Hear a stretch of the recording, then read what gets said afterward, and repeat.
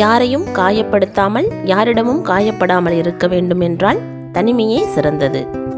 உனக்கு தரப்படும் முக்கியத்துவம் குறையும் போது முற்றிலும் நீயாகவே விலகிவிடுவது உனக்கு மரியாதை. சரியோ தவறோ வாழ்கின்ற ஒரு வாழ்வை உனக்கு பிடித்தபடி மனசாட்சியோடு வாழ். தீர்வுகள் சொல்ல இங்கு யாரும் நல்லவரும் இல்லை, தீர்வுகள் கேட்க நீ கெட்டவனும் இல்லை. எல்லோருக்கும் பிடித்த மாதிரி நான் இருக்க வேண்டும் என்று இறைவனிடம் வரம் கேட்டேன். அவர் சிரித்து கொண்டே சொன்னார், எனக்கே இன்னும் அந்த வரம் கிடைக்கவில்லை என்று.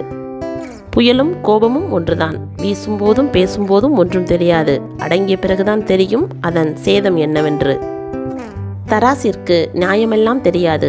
எந்த பக்கம் கணம் இருக்கிறதோ அந்த பக்கம் சாய்ந்துவிடும். அப்படித்தான் சில மனிதர்களும். ஆசை என்பது ஓட்டை குடம் மாதிரி, அதை ஒருபோதும் நிரப்ப முடியாது. அன்பு என்பது விதை மாதிரி, விதைத்தால்தான் முளைக்கும். வம்பு என்பது புல் மாதிரி, நாம் விதைக்காமலேயே முளைக்கும். புரிதல் இருந்தால் கோபம் கூட அர்த்தமுள்ளதாக தெரியும். புரிதல் இல்லையேல் அன்பு கூட அர்த்தமற்றதாக தோன்றும். ஒருபோதும் கஷ்டப்படுத்தி பார்ப்பவர்கள் முன்னால் அழுது விடாதீர்கள். அவர்கள் எதிர்பார்ப்பதே உங்கள் கண்ணீரைத்தான். பணத்தை சிக்கனப்படுத்தினால் வாழ்க்கை இனிக்கும். வார்த்தைகளை சிக்கனப்படுத்தினால் உறவு நிலைக்கும். சிலரிடம் பேசாமல் போவதற்கு காரணம் திமிரல்ல, அந்த நபரால் அவருக்கு ஏற்பட்ட வலிகளும் வேதனைகளும் அதிகமாக இருந்திருக்கும். நல்லவர்களுடன் பழகினால் ஏமாற்றாமல் இருக்க கற்றுக்கொள்வாய். கெட்டவர்களுடன் பழகினால் ஏமாறாமல் இருக்க கற்றுக்கொள்வாய். நீ கொடுக்கத் தொடங்கினால் அது வரத் தொடங்கிவிடும். அது என்னவென்றால் அன்பு, செல்வம், மரியாதை, வலி என்று எதுவாக இருந்தாலும். குறை கூறவே காத்து கொண்டிருக்கும் உலகம் இது. உன்னை குறை கூற அவர்கள் உத்தமர்களும் இல்லை, அதை நினைத்து கவலைப்பட நீ கெட்டவனும் இல்லை. எல்லா உறவிலும் மூன்றாம் நபர் ஒருவர் இருப்பார். அவர் இவர்கள் எப்போது பிரிவார்கள் என்று காத்து கொண்டுதான் இருப்பார்கள். பேசி தீருங்கள், பேச்சை வளர்க்காதீர்கள். உரியவரிடம் சொல்லுங்கள், ஊரெல்லாம் சொல்லாதீர்கள். சங்கடமாயிருந்தாலும் சத்தியமே பேசுங்கள். எதிர்த்தரப்பும் பேசட்டும், என்னவென்று கேளுங்கள். சீக்கிரம் தீர்வு வரும் பாருங்கள். யாரோடும் பகையில்லாமல் புன்னகைத்து வாழுங்கள்.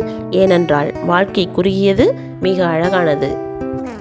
யாருடைய பழி சொல்லுக்கும் ஆளாகிவிடக்கூடாது என்ற எண்ணம் உள்ளவருக்குத்தான் சோதனைகளும் வேதனைகளும் அதிகமாக வந்து கொண்டே இருக்கும். தவறுகளை தெரிந்து செய்பவர்கள் தனது தேவைக்காக எதையும் செய்ய தயங்க மாட்டார்கள். தேவைக்கு தேடுவோரை தொலைப்பதில் தவறில்லை. மனைவி அமைவது மட்டும் இறைவன் கொடுத்த வரமல்ல, கணவன் அமைவதும் இறைவன் கொடுக்கும் வரம்தான். தனியாய் பயணிக்க பழகிட வேண்டும். தனிமை தரும் தைரியம் எவரையும் எதையும் கடந்திட உதவும். பிடித்து பிடித்து கஷ்டப்படுவதை விட விட்டு விட்டு போறது எவ்வளவோ மேல். சில உறவுகளை உங்களை உணராத இடங்களில் ஒதுங்கியே நில்லுங்கள், அதுவே சிறந்தது. துரோகம் என்பது கத்தியை போன்றது. பிறரை குத்தும்போது சுகமாகத்தான் இருக்கும், ஆனால் தன்னை குத்தும்போதுதான் கொடூரமாக வலிக்கும். எந்த ஒரு தெளிவில்லாத வினாவிற்கும் சிறந்த விடை மௌனம்.